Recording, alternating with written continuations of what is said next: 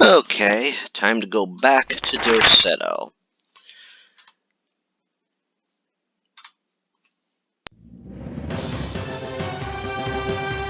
Okay. Now, I was doing some reading, and apparently this night can come to life. That's why we don't bug it right now. However, before we go any farther, I'm going downstairs.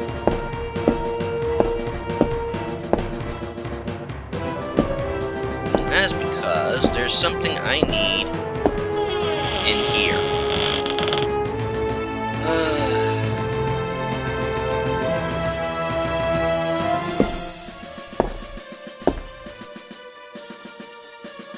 Statue of Artemis. Take, and... Right! Ironically enough, the spiders will not leave that room.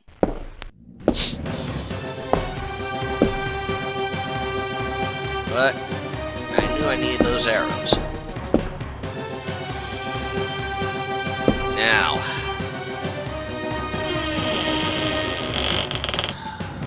the sitting room here.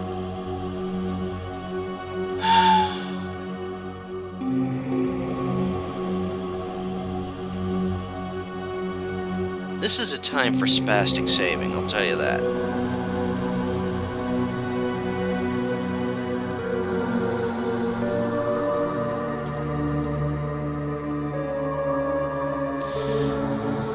And if anybody says anything about me misspelling that word,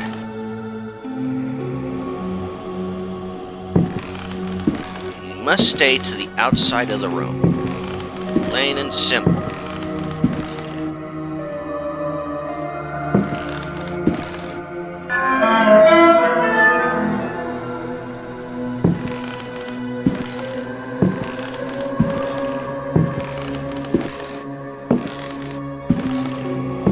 Because if we get that thing upset, it will.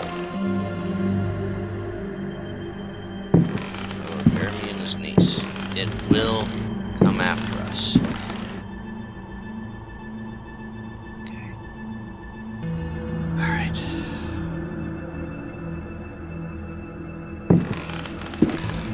That's all we need in here.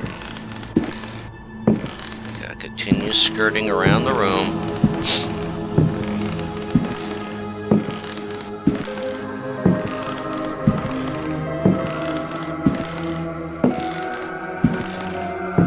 This is where it's tricky because you cannot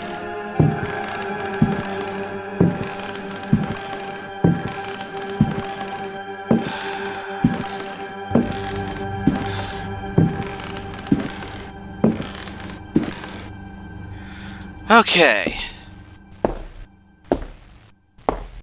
We've cleared that.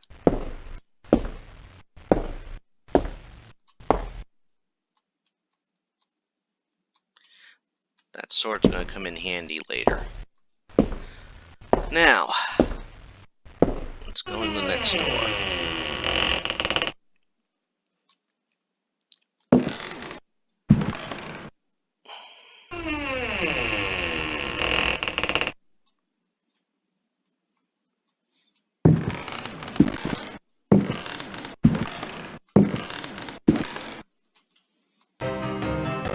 Ah!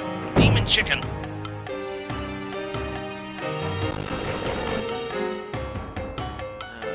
This is good, because we only have one shot.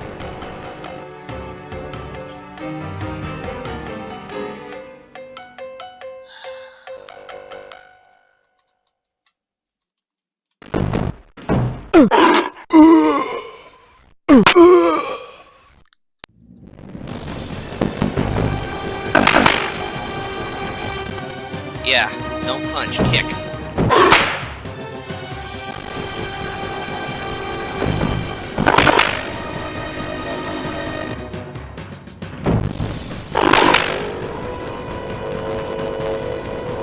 a demon child.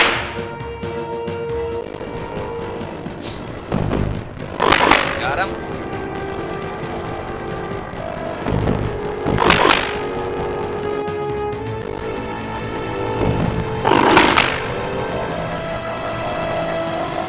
Action quicker to do than that with shotgun blast.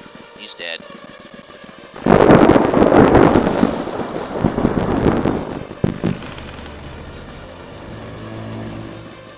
Alright. Nothing important there. Now with the demon chicken gone. Nothing important there.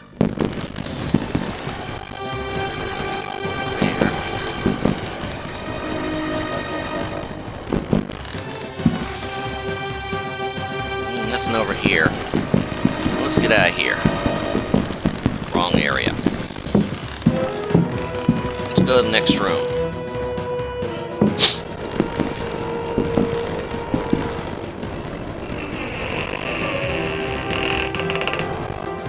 Uh-oh.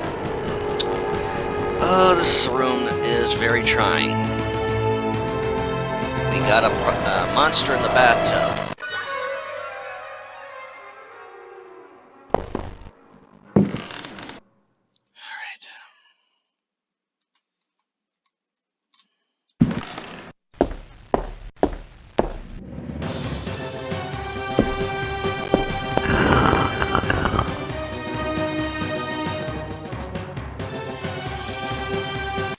Okay, we got our jug. That jug's gonna come in handy later. And room's dark.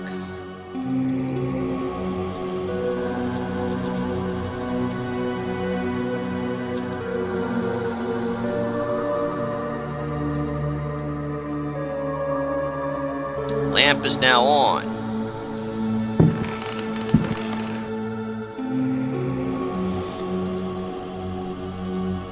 Let's read our now. Let's take a look at some things here. What's in this notebook? Diary of Jeremy Hartwood. September 27th, 1924. I have decided to keep this diary. Too many inexplicable events have taken place recently. Never have dreams so haunted my every waking moment. Perhaps my romantic mind was too dull, and has only now woken up to these new paths and visions. Yeah, it's actually been mentioned that the old ones, and according to Lovecraft's mythos, were very prone to the dreams. Inventive minds, artists. Some, seeing my recent paintings, may question my sanity. I can only ask them, what is sanity? Where does madness begin? Where it is normal. September 28th, 1924. The night is pitch black. I am again drenched in sweat. I was wandering in the dunes, among giant standing stones. They were arranged in a circle, and the wind whistled about them. I plunged my hand into the soil and felt that repulsive thing which was trying to catch me. It seized me. I struggled to break free of its loathsome embrace and managed to tear my hand away. It was covered in sticky substance. I was gripping a knife. October 5th, 1924. The stone circle is a pentacle. Derceto's library is filled with books on the occult. I will study those books until I find some explanation for the dreams. The visions that haunt me must be connected to my discoveries. I shall have to undertake a profound exploration of my dreams. December 16th. Dear God, I have found the knife. It was hidden here, and what I have learned fills me with apprehension. It is a sacrificial dagger belonging to some unholy cult. The thought of that blade tearing through human flesh horrifies me, yet I must continue my research. Derceto is a storehouse of treasures. Or horrors. I'm finding nothing but horrors. Was my father right, after all? I might say yes. January 23rd. I spend all my days plunged in dusty books. The servants are convinced I am mad. At night, I awaken them with my screams. The dreams are draining what sanity I still have. I have tried staying awake, but in vain. My visions have changed. No doubt the influence of my father's research. February 7th, 1925. The Dark Man, that is what I call him, has revealed his true face to me. He appeared, as usual, near the fireplace, but this time he approached me. His terrible smile will haunt me to my dying day. His breath was ice, and his burning eyes froze me. I could not move. I know, as surely as I have ever known anything, that the face I saw, the face that has turned my nights into hellish torture, is the mask of death. March 10th. My exhaustion is beyond description. The endless reading burns my eyes. It seems that pirates frequented the area. Dr. Herbert insists I keep to my bed. I have moved to another bedroom and sleep much better now. The Dark Man has not gone, however. I know it. He will wait for as long as he must. Unless I, Jeremy Hartwood, can find a way to send him back to whatever hell he comes from. March 11th. My poor knowledge of Greek and Latin is a serious handicap to my reading. I have, nevertheless, made a great step forward. I drew the symbol on the floor. He can no longer go there. I want him to understand that I can do the same thing in my bedroom. I can imagine his rage and frustration. Only last night he found his way back into my dreams. Not good. March 13th. The translation will seriously dent what money I have left. I cannot paint. My pictures are clearly the work of a lunatic. The collector Thornhill's embarrassed smile was proof of that. March 29th. He has come back. He found the door to my dreams.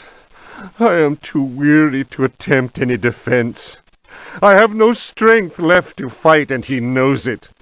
He considers me dead already. Could I possibly? March 30th. How ironic! The cave my father sought for so many years is here, beneath the house. Waits. The butler discovered a crack in the cellar wall. A breeze blows in through it, icy and repugnant. I am filled with horror at the thought of my father dying in this place. I will carry to my grave the vision of his face contorted in the agony of that fatal heart attack. His body was twisted. He had wept. His fingernails were torn and bloody from scrabbling at the floor. Dr. Gray concluded that death had been due to a heart attack. It was Waits, who some time later was informed that my poor father had in fact bitten off his tongue and choked on his own blood. Ugh. March 31st. I explored the caverns in a dream. The Dark Man came with me. Strangely, I felt almost well. How can I describe what I saw? No. What words are capable of explaining such evil? I realized that my death was of no interest to him. The Dark Man wants something else. He seeks a body. His avid servants are now free. I am the cause. It is almost funny. Curses on Derceto. From the foundations to the very rooftop, I can no longer struggle, let alone eradicate the evil that grips the house. The end is very near. I can feel it. I have taken the decision to... May he who finds this diary pray for my soul. Okay. That was an interesting read, wasn't it? Okay. Let's, put that down. We're not gonna...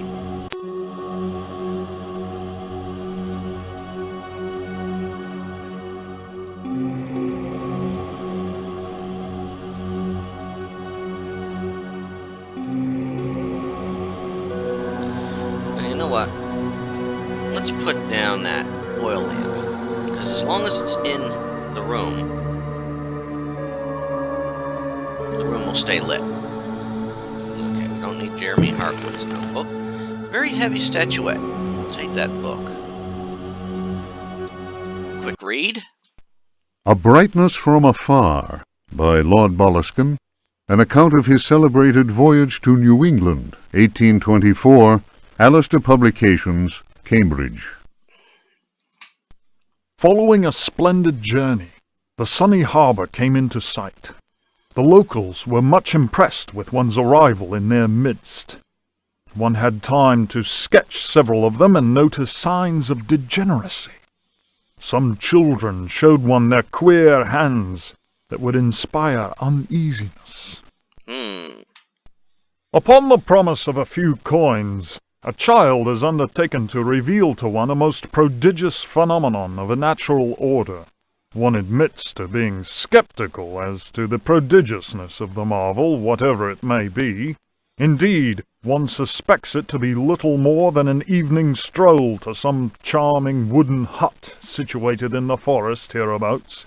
One will none the less go, for it is always well to submit to such local enthusiasms. Odd deformities on the hands. I wonder if he ended up in Innsmouth. One admits to being somewhat flabbergasted. The Milky Way shone like the fires of the apocalypse from the inky celestial vault. Certain distant stars, normally invisible to the naked eye, were clearly visible, glittering indeed with a strange intensity. The heavy clouds that had settled above the village had no hold over that place. Wow.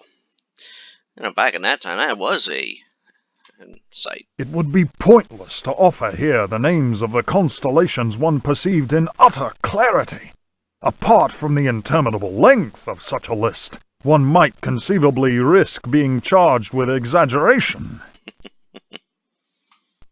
The cross cast its shadow on the ground. The sea in the distance was dead calm. Tonight, one will return to that spot and draw those stars. Tomorrow night, one will at last see Halley's comet in all its brilliance. The youngster will carry torches, despite one's developed sense of direction. Honed by years of travel, one feels incapable of finding one's way through the dark forest unaided. The drawings will, one is convinced, set light to the souls of men. A wondrous sight will make you feel in awe. Such a moon! One lost count of the craters, so sharply was their definition. Loath as one is to seem excessive in one's appraisal, one cannot but feel that the forest clearing is indeed a place outside the common laws of time and space. Surely it is not an hallucination. How strange to consider that idle conversation, some research in the British Museum, and a voyage to this backward village should culminate in so astounding a discovery. It may be that others have noticed the extraordinary nature of that place. How else could one explain the presence of that cross? A very interesting little read there, wasn't it?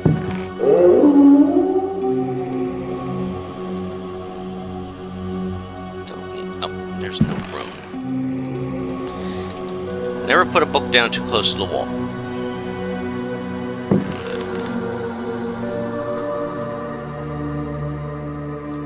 Ah.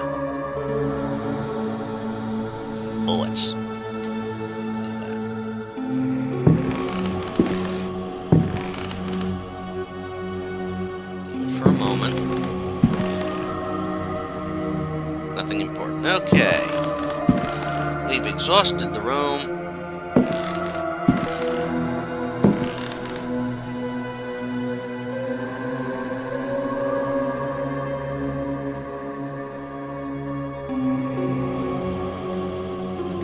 Now,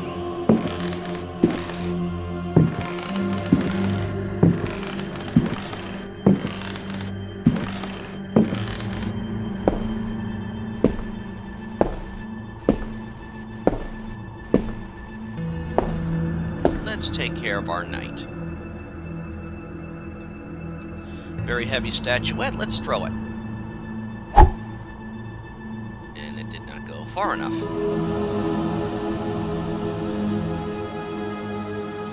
Throw it again.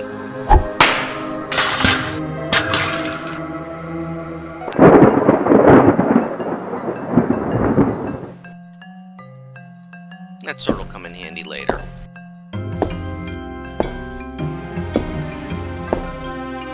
Alright. I think we should make our way down here.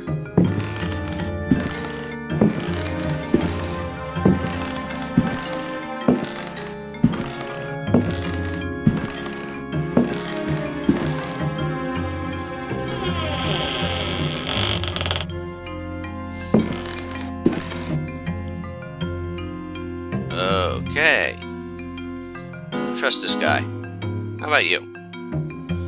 I have a feeling that if I were to walk down the hallway, he'd knife me. He'd throw an axe right in my back.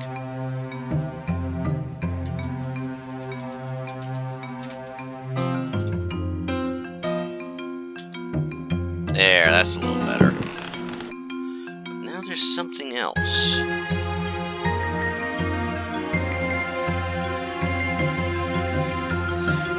We have something at the end of the hall. I'm going to do a quick save here.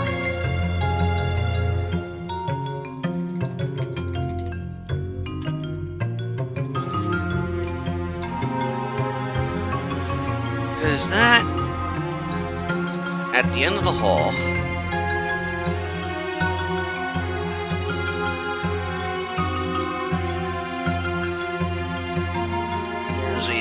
picture of a Native American, or as they would call him in that day, an Indian.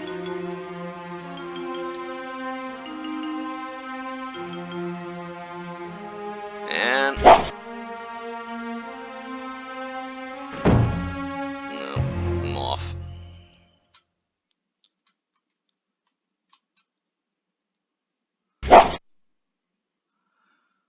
No.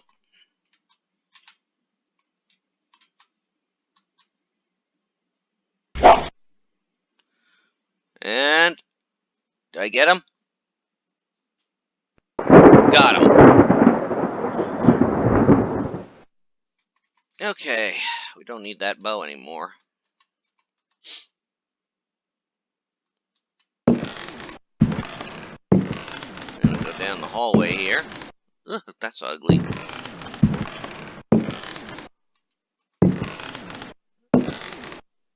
That's gonna be a familiar sight later. Is this door locked here? It's open.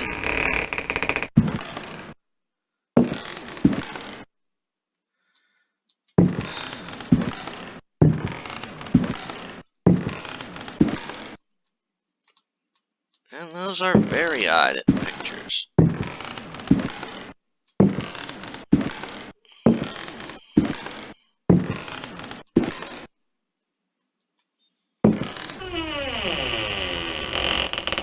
Ah.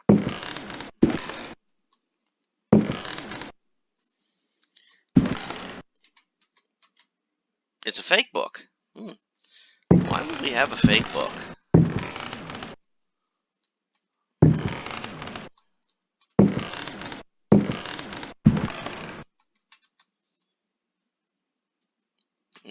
Can't search that. Can we push it? Oh, yeah, we can push it.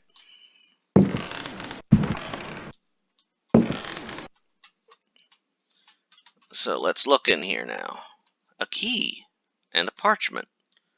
Well then.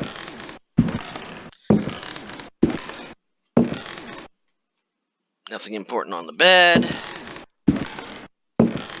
Nothing important over here anymore. Nope. Alright. Let's read that parchment. The Creatures of Night by Hubertus the Bald. Translated from Latin by his brother in prayer, Fratre Johann Marcus. Of monstrosity. You who read me know that night engenders monsters, and that night creatures exist. The accursed book of Abdul al-Hazred is clear on this matter. That is not dead which can eternal lie. Unhappy he who knows that book. He refers to the Necronomicon. Unhappy he whose eyes alight upon that foulest of texts. Unhappy he who implores the standing stones, for he will free the powers of darkness.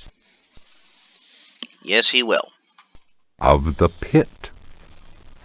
Stagnant waters are like the memory of men. Beneath the surface calm, clawed beasts await, and are known to initiates as the deep ones. Yeah, we'll probably run into them later.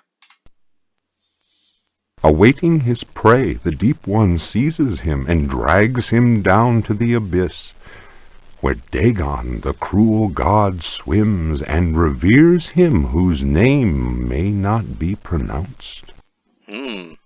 Of libraries. Unhappy he who frees the prowler. Unhappy he who meets the prowler erring among the books. He generates the vagabond that comes from other spheres. He believes the vagabond does not exist.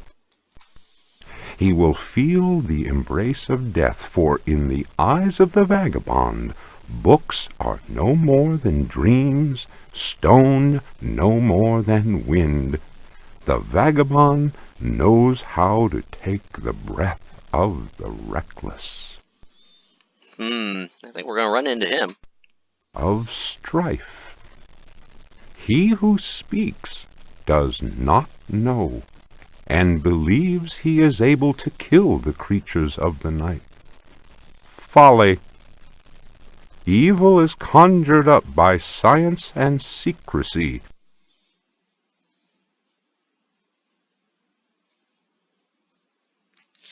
He who prowls among the books will perish by the blade. He who flees in the dark caverns will scream in fear. He who swims in the depths will evaporate. But he who prowls among books will perish by the blade.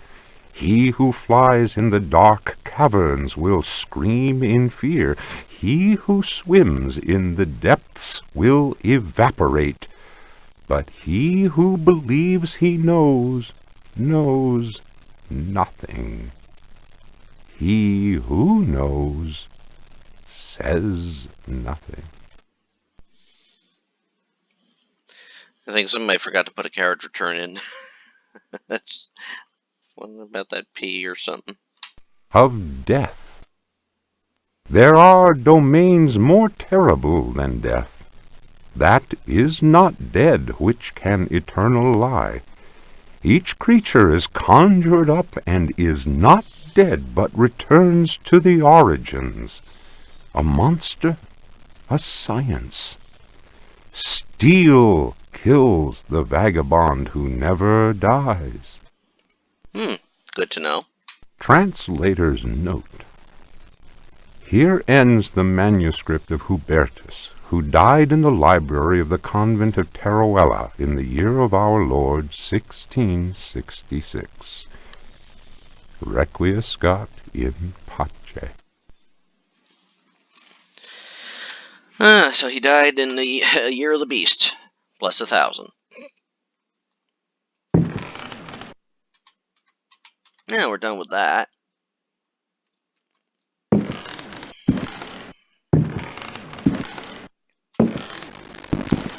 Well, I think before we go and tackle our friend the vagabond,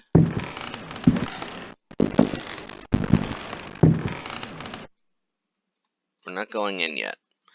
I'll call a break here. So we'll save it right here, and next time we will enter the library and take care of things there, and possibly take care of the next floor as well. Take care.